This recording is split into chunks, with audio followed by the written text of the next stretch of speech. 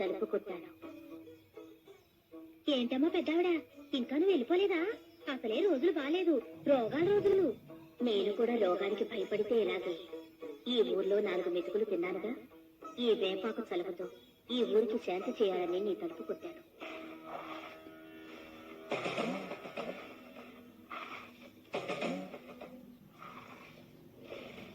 ఈ అర్ధరాత్రిపడి యాపాకు రోగం ఏమిటి? ఎందుకు? దేనికోసం అమ్మా? అది కాదులే, నడిజావు దాటితే మహమ్మారులు ఈ ఊరి పొలిమేరలు దాటుతున్నారే. ఈ ఊరిని మొత్తం తినేస్తారే. మానవ మాత్రులం, మనం ఏం చేయగలం చెప్పు? కాపాడితే ఆ అమ్మోరు తల్లే కాపాడాలి.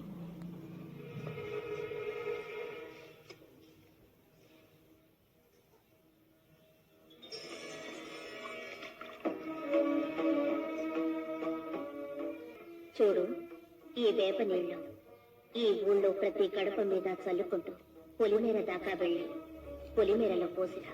బాగుంది నీ చాదస్తం. ఈ అర్ధరాత్రి అలా ఊరంతా నీళ్లు చల్లుతూ కూర్చుంటే నా గుడిసెవరు చూస్తారు? చాదస్తం కాదు, ఈ నీళ్లు చల్లితే ఏ రోగం ఈ ఊరి పొలిమేర దాటదు. తొలిజావు కల్లా చల్లిరా. నువ్వు తిరిగొచ్చే వరకు నేను ఇక్కడి నుంచి వెళ్ళను. నిజంగా ఉంటావా మరి? నిజంగా ఉంటాను. నువ్వు తిరిగి నా దగ్గరకు వచ్చే వరకు ఈ గుడిసె నుంచే కాదు, ఈ ఊరి నుంచే వెళ్ళను. నా మీద ఒట్టు.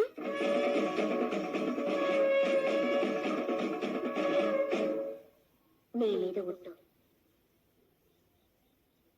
చూడు, వెనక్కి మాత్రం తిరిగి చూడకుండా వెళ్ళు. సరే, నీ మాట నన్ను వెళ్తున్నాను. నా ఇల్లు జాగ్రత్తమ్మో. ఒట్టేసావు, మర్చిపోకు. వెళ్ళకపోతేమో ఒప్పుకున్నాక తప్పుద్దా మరి?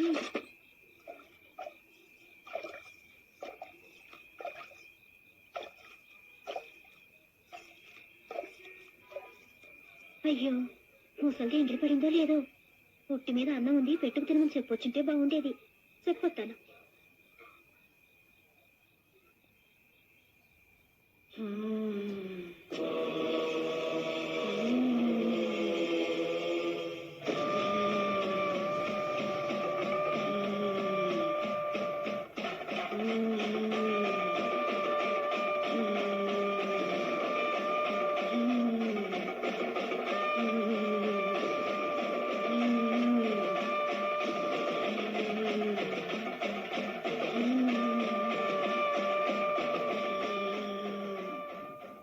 నా ఇంటికొచ్చింది అమ్మోరు తల్లా. ఊరిని కాపాడటానికి వచ్చిందా? ఆ తల్లి ఎప్పుడూ ఇక్కడే ఉంటే ఈ ఊరికి ఏ చెడు రాదుగా. కానీ తెల్లారితే ఆ తల్లి వెళ్ళిపోతేమో. నువ్వు తిరిగొచ్చేదాకా ఈ ఊరి నుంచి నేను వెళ్ళను. నేను తిరిగొచ్చేదాకా వెళ్ళనని నా మీద కొట్టేసింది కదా.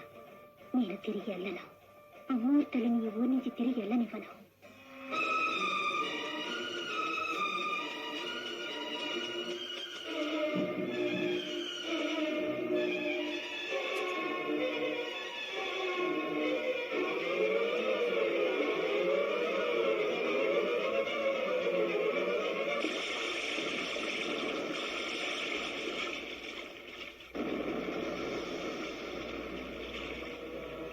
అమ్మా, నేనొచ్చేదాకా వెళ్ళనని మాటిచ్చావు. ఉంటావుగా? ఉంటాను. ఎప్పటికీ ఇక్కడే ఉంటాను. నీ త్యాగాన్ని నా రూపుగా చేసుకుని ఇక్కడే అమ్మోరుగా వెలుస్తాను. నీకిచ్చిన మాట ప్రకారం ఈ ఊరి గ్రామదేవతనవుతాను. గ్రామదేవతనవుతాను.